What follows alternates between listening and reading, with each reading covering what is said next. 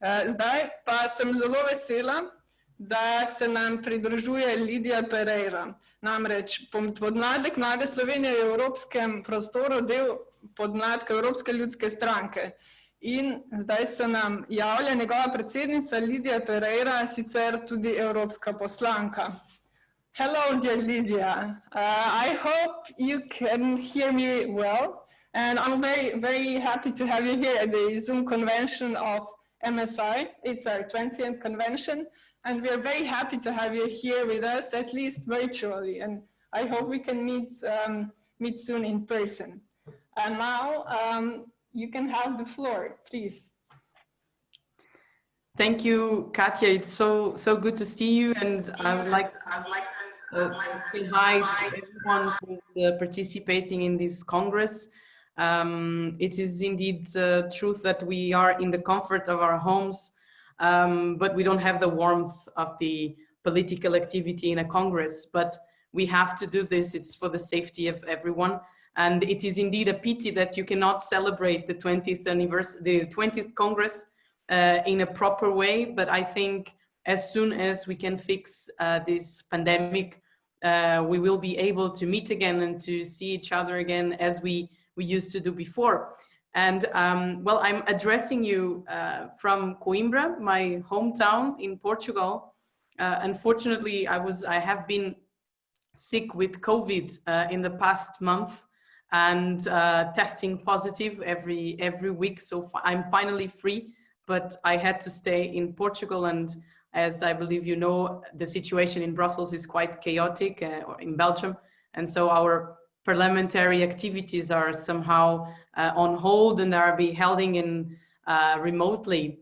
And let me also say that I'm very glad that I'm joining you this afternoon, and particularly in these first moments of your Congress, where we had the opportunity to listen to the Ode to Joy, which is not often that in these Congresses we have such opportunity, and that shows the commitment to the Europe, to the feeling of Europe that Mlade Slovenia has. And so I'm very happy to have the chance of sending you this message. And Katja, I'm so sad that we cannot be together. We spoke a few months ago where you invited me to be present in the Congress in Slovenia, but I think that's all the best we can do for now. And so, well, I hope that your families have been keeping well and safe, especially during these times, because we are going into winter, and it seems that this winter, this season won't be a very easy one. But I understand that Slovenia and all the countries in Europe are doing their best to cope with COVID-19. And concerning your Congress, I'm sure it will be a success. I understand the hard work and the effort that you put in the organization of the Congress, and I could see it already how professionalized it is with the graphics, the videos, and everything. So it's the way we can do to adapt to these circumstances. The message I want to leave you today is to underline how the youth keeps being resilient, irrespective of what they may face. And I think this is very relevant because, you know, this is the second crisis that our generation is facing in 10 years' time. The first one was in the financial and economic crisis in 2010, 2011. And now, due to the pandemic, we are again facing a very severe crisis that will show again the vulnerabilities of the youth when it comes to the job market, the access to homes, and etc. So I am very concerned with this, but I think the last months and the months to come, particularly during the recovery time, will show how the youth is resilient. The past months have not been easy. They've been trying times for everybody, be it coping with work, family, physical health, but also mental health. And I think this is important to refer. And we need to ensure that we take care of our well-being. The European Union is working hard on ensuring that we return to some level of normalcy. But for this to be possible, we have to follow the rules. We have to follow the guidelines put in place, particularly in this time that we are reaching a second wave of COVID-19.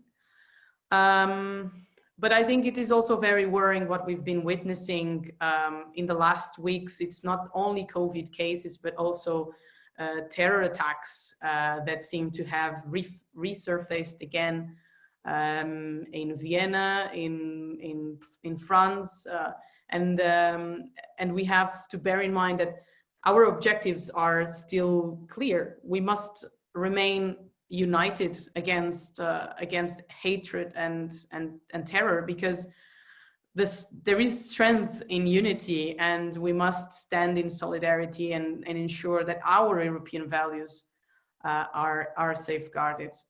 While we are here speaking and sharing our views during this Congress, we are also waiting for news from the other side of the Atlantic, and it seems that there will be a change in the administration, and I think it might be positive for the transatlantic relations that have been somehow suspended or not the same as before. So there's a lot happening in the world.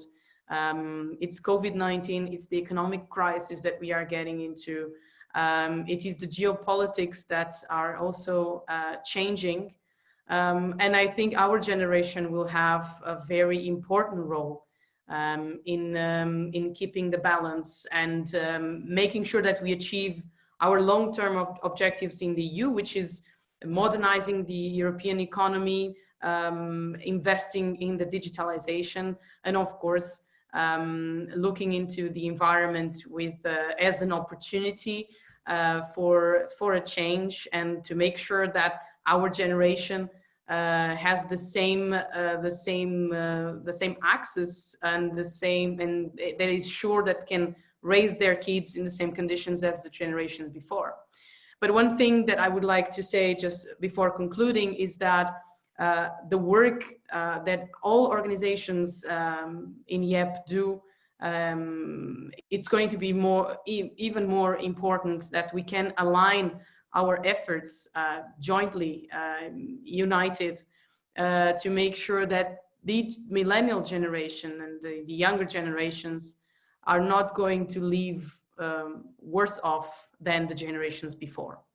It is the first time in history that there is a possibility that the younger generations can actually have worse conditions to succeed and to fulfill their aspirations. And so it is very important that at the national level we keep this in mind, and that together we can build a continent that is resilient, that is prepared to face the challenges of the future, but that also can deliver, and this is the most important thing, deliver for its people.